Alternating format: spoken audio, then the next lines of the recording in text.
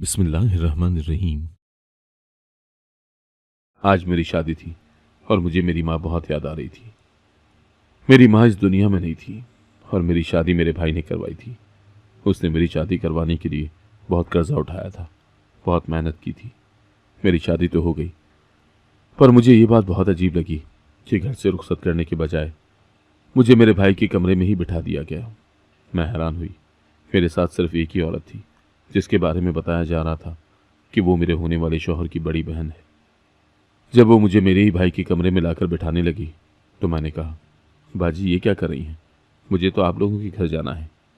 उसने कहा, नहीं, तुम्हें ये रात इधर ही गुजारनी होगी, फिर तुम्हें ले जाएंगे।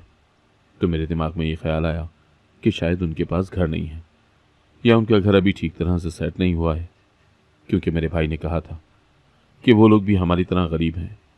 पर क्या इतने गरीब थे कि उनके पास एक कमरा भी नहीं था जहां पर वो अपने घर की दुल्हन को ही ले जाते और मुझे मेरे भाई के कमरे में बिठा के चली गई थी। कितनी अजीब बात है। मैं अपनी शादी की रात अपने भाई के कमरे में गुजारने वाली थी। मेरा शौहर आता तो उसे ये सब कुछ अजीब नहीं लगता।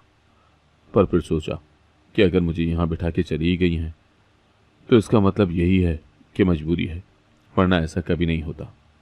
मैं उनसे कहना चाहती थी कि अगर ऐसा ही कोई मसला है तो मुझे दूसरे कमरे में ले जाएं। लेकिन यह भी सच था कि दूसरे कमरे का दरवाज़ा टूटा हुआ था और ठीक से बंद नहीं होता था। इसीलिए मैं खामोश हो गई और अपने दूल्हे का इंतज़ार करने लगी। अभी तक मैंने सिर्फ उसकी तस्वीर ही देखी थी, लेकिन तस्वीर से तो बहुत अच्छा और खूबसूरत लग रहा था। थोड़ी देर के बाद दरवाज़ा खुलने की आवाज़ आई और मैंने अपना घूंघट ठीक कर लिया। मैंने कहा कि लो, मेरा शौहर आ गया। अम्मी जब जिंदा थी तो तब उन्होंने समझाया था कि दुल्हन बनोगी तो अपने शौहर से पहले दिन ज़्यादा बात नहीं करना, मुंह खोल खोल कर हंसना नहीं, थोड़ा शर्मा लेना, क्योंकि पहले दिन औरत को इसी तरह से पेश आना चाहिए। मैं यही सब कुछ सोच रही थी। अम्मी की याद तो बहुत आ रही थी, लेकिन यह भी सच था कि मुझे शादी करने का बहुत शौक था। मैं चाहती थी कि मेरा एक अच्छा सा शौहर हो, मेरा अपना घर हो, मैं खुद खाना बनाऊं, अपने घर को साफ करूं, फिर मेरे छोटे छोटे बच्चे हों। मुझे इस तरह की ज़िंदगी जीने का शौक था और आज मेरी उस ज़िंदगी का पहला दिन था। मेरा शौहर आकर मेरे सामने बैठ गया, लेकिन मैं जो कि शर्माने की एक्टिंग कर रही थी, तो मैंने अभी तक उसे आंख उठाकर भी नहीं देखा था। उसने अपना गला साफ किया तो मुझे उसकी आवाज़ कुछ जानी पहचानी सी लगी। फिर उसने खुद ही मेरा घूंघट भी हटा दिया, लेकिन वो भी कुछ नहीं बोल रहा था। मैं सोच रही थी कि वो क्यों शर्मा रहा है, उसे तो नहीं शर्माना चाहिए, क्योंकि अगर वो भी शर्माएगा तो फिर हम लोग बात कैसे करेंगे। जैसे ही मैंने नज़रें उठा के सामने देखा तो मुझे ऐसा लगा कि मेरा दिल बंद हो जाएगा, क्योंकि जो शख्स मेरे सामने बैठा था वो कोई और नहीं बल्कि मेरा सगा। मेरा नाम सनम है। मेरी अम्मी थी और एक भाई था। मेरी अम्मी मुझसे बहुत ज़्यादा मोहब्बत करती थी। मैं बहुत ज़्यादा खूबसूरत थी, लेकिन मेरी अम्मी की रंगत सांवली सी थी और मेरे भाई की भी। मेरी अम्मी कहती थी कि तुम अपने बाबा पर गई हो। मेरे बाबा इस दुनिया में नहीं थे। अम्मी मुझसे बहुत मोहब्बत करती थी, मेरा बहुत ख्याल रखती थी। अगर मुझे ज़रा सा कुछ हो जाता तो परेशान हो जाती थी। एक दिन मुझे चोट लग गई तो कहने लगी कि यह हमारे पास अमानत है और हम इसका ख्याल नहीं कर रहे। मैंने कहा, अमानत? मैं किसकी अमानत हूँ? तो कहने लगी, अपने शौहर की। और किसकी? ये बात करते हुए वो थोड़ी सी घबरा भी गई थी। मैंने कहा, क्या मतलब है? उन्होंने कहा, बेटियां तो मेहमान होती हैं, अमानत ही तो होती हैं। अगर तुम्हें कुछ हो गया, तुम्हें चोट लग गई, तुम्हारे चेहरे पर कोई निशान रह गया, तो इसका नुकसान तो तुम्हारे शौहर को होगा। मुझे अम्मी की बातें बहुत अजीब लगती थी। मेरी अम्मी बहुत ज़्यादा उसूल परस्त थी। मुझे उनकी बातें और उनकी हरकतें भी अच्छी लगती थी। मैंने ऐसी औरत पहले कभी नहीं देखी थी। वो बहुत बहादुर थी। मेरा भाई जब छोटा था तब तो अम्मी ने ही हमें पाला था। मेरा भाई नौकरी किया करता था, अम्मी बीमार रहती थी। उम्र का तकाजा था, कोई ना कोई मसला उनको रहता ही था। लेकिन ये नहीं पता था कि उनके मसले इतने गहरे हैं कि वो एक दिन हमें छोड़कर ही चली जाएंगी। उनकी तबीयत खराब हुई, बुखार बहुत तेज था। हम डॉक्टर के पास ले गए। डॉक्टर ने दवाई दी और कहा कि अगर सुबह तक बुखार नहीं उतरा तो फिर शहर ले जाइएगा। लेकिन सुबह से पहले ही अम्मी की तबीयत बहुत ख़राब हो गई और शहर ले जाते हुए रास्ते में ही वो इस दुनिया से चली गई। आखिरी वक्त में मेरा भाई उनके पास था। वो उसी से कोई बात कर रही थी और जब तक मुझे बात करने का मौका मिला तब तक उनको मोहलत न मिली। मेरी अम्मी ने मरने से पहले मेरे भाई को एक खत पकड़ा दिया था जो हमेशा उनके पास ही रहता था। ये एक कागज़ था जो मैंने पहले भी उनके सामान में देखा था। एक दिन मैंने उठा लिया तो उन्होंने मुझे पढ़ने नहीं दिया था और ऐसे पेश आने लगी थी कि जैसे अगर मैंने खत पढ़ लिया तो न जाने क्या हो जाएगा। अब मरने से पहले उन्होंने वो खत मेरे भाई को दे दिया। मैं तो उनसे बात भी ना कर सकी। मैं बहुत रोई। हम दोनों बहुत परेशान थे, बहुत ज़्यादा दुख में थे। पता नहीं कितने दिन रोते रहे, लेकिन फिर जिंदगी है, जीना भी पड़ता है, खाना भी पड़ता है, घर को भी देखना पड़ता है। अब मैं घर के काम किया करती थी और मेरा भाई पहले की तरह ही पैसे कमा कर लाता था। हम दोनों घर चला रहे थे। एक दिन रिश्तेदार आए तो मैंने उनके लिए चाय बनाई। मैं भी उनके पास बैठने लगी क्योंकि उनकी तसल्ली मुझे भी चाहिए थी। पर मेरे भाई ने कहा कि तुम अपने कमरे में चली जाओ। मैंने कहा मुझे भी चाचू से बात करनी है। तो उसने कहा मैं कह रहा हूं ना कि तुम अपने कमरे में चली जाओ, तो बस फिर चली जाओ, ज़्यादा सवाल मत करो। मेरा भाई अचानक से ही बहुत ज़्यादा गुस्से में आ गया था। मैंने कहा ठीक है, मैं चली जाती हूँ, लेकिन मुझे उसके गुस्से की समझ नहीं आई थी। थोड़ी देर के बाद मैंने सोच लिया कि मैं ज़रा सुनूं तो सही कि चाचू क्या बात करने आए हैं, क्योंकि चाचू के साथ मेरे ताल्लुकात भी अच्छे थे। चाचू कहते थे कि अगर मेरा कोई बेटा होता तो मैं तुम्हें अपनी बहू बना लेता, लेकिन उनका कोई बेटा नहीं था, सिर्फ एक बेटी थी और हमारे एक ही चाचू थे। उन्होंने मेरे भाई से कोई बात करनी शुरू कर दी, लेकिन वो जिस तरह से बोल रहे थे मुझे समझ नहीं आ रही थी कि क्या कह रहे हैं, क्योंकि मैं छुप कर खड़ी थी तो ठीक से उनकी बात नहीं सुन पा रही थी। फिर मुझे थोड़ी बहुत बातें सुनाई दी। वो मेरे भाई को कह रहे थे कि अब तुम दोनों का इस घर में इस तरह से रहना जायज़ नहीं है, ठीक नहीं है, तुम्हें कुछ सोचना होगा। क्या कहना चाहते थे वो कि हम दोनों अकेले हैं? लेकिन हम अकेले कहाँ से थे? दो लोग थोड़ी ना अकेले होते हैं। और मेरा भाई इस घर का मर्द था और मैं इस घर की औरत थी। मैं घर के काम कर लेती थी, वो पैसे कमा लेता था। चाचू ने कहा तुम्हें कुछ सोचना होगा, पर उन्होंने ये नहीं कहा कि आप हमारे साथ चलो, बल्कि साथ में ये भी कह दिया कि हमारे घर में तो इतनी जगह नहीं है, नहीं तो आप दोनों को साथ ले जाते। जब वो हमें साथ ले जाना ही नहीं चाहते थे तो फिर ये क्यों कह रहे थे कि हम दोनों को अब इस घर में नहीं रहना चाहिए? मुझे उनकी बात की कुछ समझ नहीं आई। मुझे ऐसा लगा कि वो उधर आ रहे हैं तो मैं वहां से चली गई और बाकी की बातें नहीं सुन सकी। इसी गम में 2-3 महीने तो इसी तरह गुजर गए थे। अम्मी की याद आती थी तो आंसू रुकते नहीं थे। भाई भी रो रहा होता था। जब वो खत पढ़ता था तो रो पड़ता था। मैंने उसे एक दिन कहा कि अम्मी का आखिरी खत है, मुझे भी तो बताओ कि इसमें उन्होंने क्या लिखा हुआ था। तो कहने लगा नहीं, तुम्हें इसे पढ़ने की ज़रूरत नहीं है। मैंने कहा ये क्या बात हुई कि मुझे इसे पढ़ने की ज़रूरत नहीं है? दरअसल मेरा भाई मुझसे 4 साल बड़ा था, इसीलिए मैंने कभी उससे बदतमीज़ी नहीं की थी। हमारा इस तरह का रिश्ता ही नहीं था कि हम एक दूसरे से लड़ते, एक दूसरे को मारते, खेल खेल में बदतमीज़ी करते। मैंने हमेशा ही उसकी बहुत इज्जत की थी और वो भी इस तरह के भाइयों में से नहीं था कि जैसे बहन भाइयों की जोड़ी होती है। वो दूर दूर ही रहता था, बस अपने काम में मसरूफ़ रहता था। मैंने उसे कहा कि जितना दुख और दर्द तुम्हारे दिल में है उतना ही मेरे दिल में भी है। अगर तुम्हें यह खत पढ़कर थोड़ी सी भी तसल्ली और सुकून मिलता है तो मेरा भी हक है कि मुझे भी तसल्ली और सुकून मिले। आखिर हमारी माँ का खत है। उसने कहा यह तुम्हें पढ़ने की ज़रूरत नहीं है और मेरा यकीन करो कि इसको पढ़ने के बाद तुम्हें तसल्ली या सुकून तो बिल्कुल भी नहीं मिलेगा। इसीलिए तुम दोबारा इस तरह की बात ना करना। जब से मेरी माँ इस दुनिया से गई थी मेरा भाई बहुत तल्ख हो गया था। क्या वो बात ठीक थी कि माँ बाप के अलावा कोई भी आपको प्यार नहीं करता? और मेरा भाई अब मुझे मेरी औकात में रखने वाला था। एक दिन वो किसी से फ़ोन पर बात कर रहा था, कह रहा था कि जल्द अज जल्द शादी करनी है, आप इंतज़ाम कर दें, आपको आपकी फ़ीस मिल जाएगी, अच्छा सा घर दिखा दें, अच्छे से लोग हों। मेरे कमरे के बाहर खड़े होकर ये फ़ोन पर बात कर रहा था। पता नहीं अपनी शादी की बात कर रहा था या मेरी। मुझे तो लगता है कि अपनी शादी की ही बात कर रहा था। अम्मी के जाने के बाद वो शादी करना चाहता था और अपनी बीवी को लेकर आना चाहता था। अगर उसकी बीवी इस घर में आ जाती तो मेरी इस घर में क्या औकात रह जाती। ये घर तो फिर उसकी बीवी का हो जाता। मैंने इस तरह की न जाने कितनी कहानियां सुनी थी, इतनी मिसालें देखी थी कि जब भाई की शादी हो जाती है और उसकी बीवी घर आ जाती है तो वो बहन को बुला के भी राजी नहीं होता। और मेरा भाई तो वैसे ही मुझसे दूर दूर रहता था। वो तो मुझे सलाम करके भी राजी नहीं होता था। ख्याल करता था जैसे एक मर्द एक औरत का ख्याल करता है कि घर की इज्जत है। लेकिन मेरे साथ भी फ्रैंक नहीं था। मेरी अम्मी कहती थी कि बस ये ऐसा ही है, तू उसके बारे में इतना सोचा नहीं कर। बाबा सब जानते हैं कि जब भाई की शादी हो जाती है तो वो बहनों को भूल जाते हैं, उसका ख्याल नहीं करते और उसकी बहन घर में एक नौकरानी बनकर रह जाती है। क्या मेरी ज़िंदगी भी ऐसी होने वाली थी? लेकिन फिर मुझे पता चला कि वो अपनी शादी की नहीं बल्कि मेरी शादी की बात कर रहा था। उसने मुझे कहा कि 2 हफ्ते के बाद तुम्हारा निकाह है। लड़का बहुत अच्छा है, मेरा दोस्त है, मैं उसके साथ तुम्हारी शादी करवाना चाहता हूँ। मैं ये सुनकर हैरान रह गई।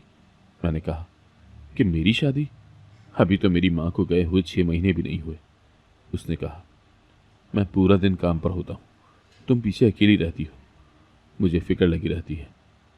अगर मैं शादी कर लूँगा तो फिर मेरी फिक्र डबल हो जाएगी, क्योंकि फिर एक औरत की नहीं 2 औरतों की फिक्र लगी रहती है। इसीलिए अच्छा है कि तुम अपने घर की हो जाओ। मैंने यह फैसला बहुत मुश्किल से किया है, तुम्हें मेरे फैसले को समझना होगा। तुम्हारे लिए ये सब कुछ आसान नहीं होगा। शादी हम लोग बहुत सादगी से करेंगे।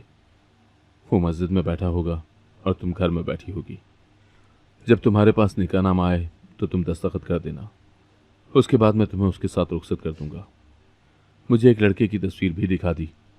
सच कहूं तो मुझे तस्वीर से कोई भी मतलब नहीं था, फिर भी मैंने तस्वीर देख ली थी।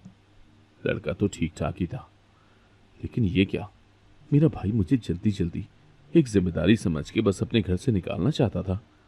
मुझे तो बहुत अफसोस हुआ, लेकिन मैं उससे क्या शिकायत करती।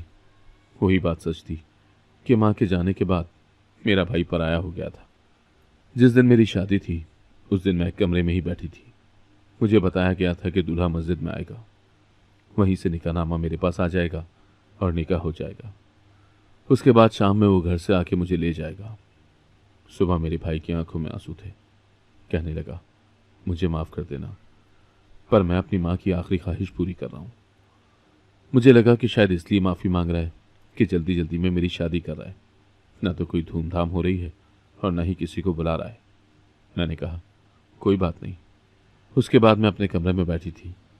मेरे पास निकाहनामा आ गया और दस्तखत करते हुए मेरी आंखों में आंसू आ गए, क्योंकि मुझे मेरी अम्मी की बहुत याद आ रही थी। मुझसे दस्तखत नहीं किए जा रहे थे। बस फिर जल्दी जल्दी मैंने दस्तखत कर दिए। निकाहनामे पर मैंने गौर भी नहीं किया। उसके बाद मैंने अब इस घर से रुखसत होना था। मुझे मेरे भाई की बहुत याद आती है, इस घर की भी, लेकिन जाना था। मगर कमरे में एक औरत आई जिसके बारे में मुझे बताया जा रहा था कि वो मेरे शौहर की बड़ी बहन है। वो मुझे वहाँ से लेकर ऐसे निकली कि जैसे अब हम घर से निकलने ही लगे हैं, लेकिन उसने मुझे ले जाकर मेरे भाई के कमरे में बिठा दिया। मैं हैरान हुई। मेरे भाई का कमरा भी सजा हुआ था। मैंने कहा, बाजी, ये तो मेरे भाई का कमरा है। तो उन्होंने कहा, हाँ हमें पता है, लेकिन तुम्हें यहीं पर रहना होगा। आज की रात इधर ही गुजारनी पड़ेगी। मैं सुन के हैरान हुई।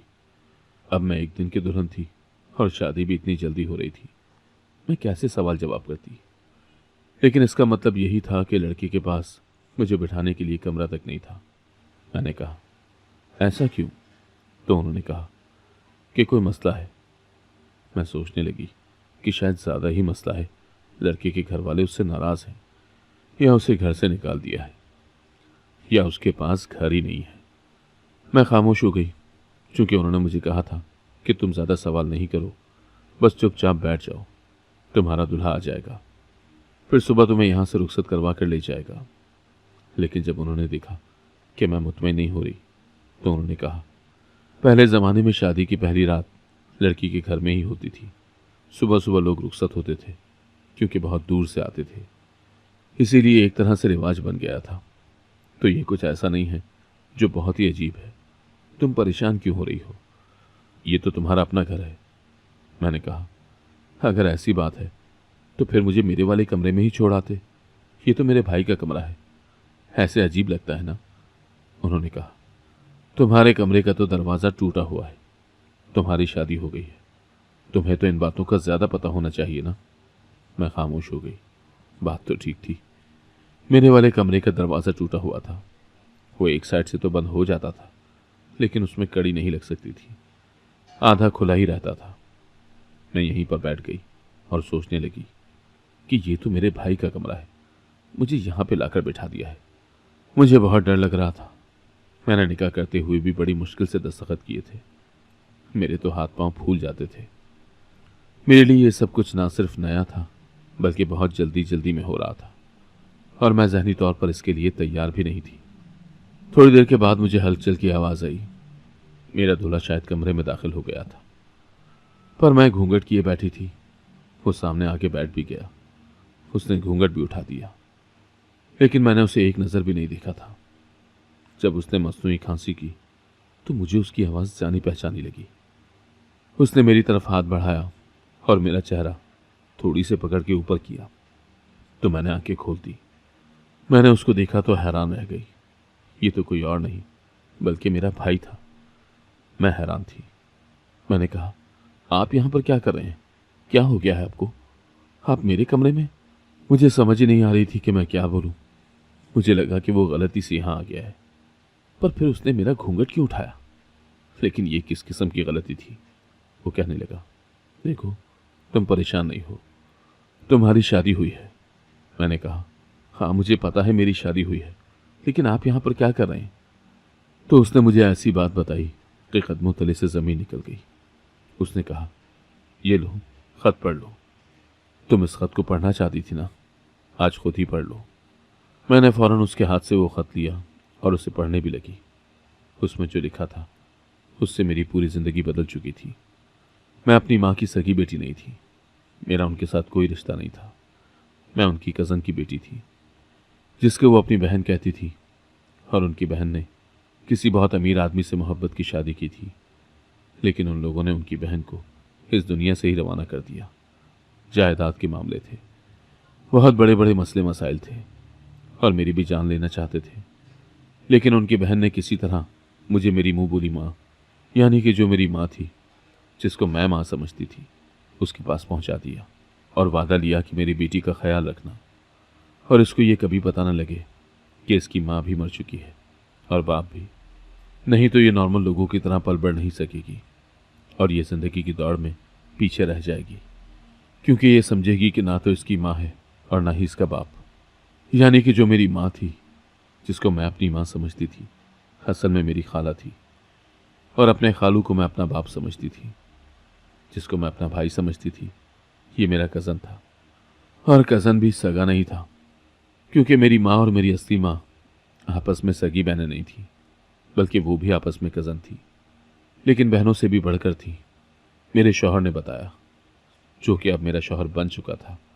उसने कहा कि अभी अभी वो लोग तुम्हें तलाश कर रहे हैं, और मुझे लोगों ने कहा है कि अगर मैंने तुम्हें अपने घर में बगैर किसी रिश्ते के रखा तो ये गलत होगा, क्योंकि तुम मेरी सगी बहन तो थी नहीं, और अगर उन लोगों के हवाले कर दिया तो वो सारा गुस्सा और बदला तुम पर निकालेंगे, क्योंकि वो तुम्हारी माँ को भी बुरा समझते थे और तुम्हारे बाप को भी। इसीलिए मुझे और कोई रास्ता समझ नहीं आया तुम्हें यहाँ पर रखने का, क्योंकि मेरी माँ ने आखिरी दम तक तुम्हारी हिफाजत की थी, तुम्हें अपनी बेटी की तरह पाला था, और ये भी कहा था कि तुम्हें कुछ भी नहीं होना चाहिए, वरना वो आखिरत में अपनी बहन को क्या मुंह दिखाएंगी। मेरे पास और कोई रास्ता नहीं था। एक मर्द औरत को इसी तरह से पनाह दे सकता है, और मैंने तुम्हें पनाह देने के लिए तुमसे निकाह कर लिया। मैंने कहा, लेकिन मैंने तो आपको अपना भाई समझा था, आप ये क्या कह रहे हैं? उसने कहा, भाई समझने से क्या होता है? लोग एक ही घर में रहते हैं, एक दूसरे को भाई कहते हैं, बहन कहते हैं, बाजी कहते हैं, बड़ा भाई कहते हैं, लेकिन फिर उन कज़नों की आपस में शादी हो जाती है और वो अच्छी ज़िंदगी गुजारते हैं। मैं तुम्हारा फर्स्ट कज़न नहीं हूँ, दूर पार का कज़न हूँ। इसीलिए मैंने कभी भी तुम्हें ज़्यादा घास नहीं डाली, क्योंकि मुझे पता था कि तुम मेरी सगी बहन नहीं हो। मैं तुमसे दूर दूर ही रहता था।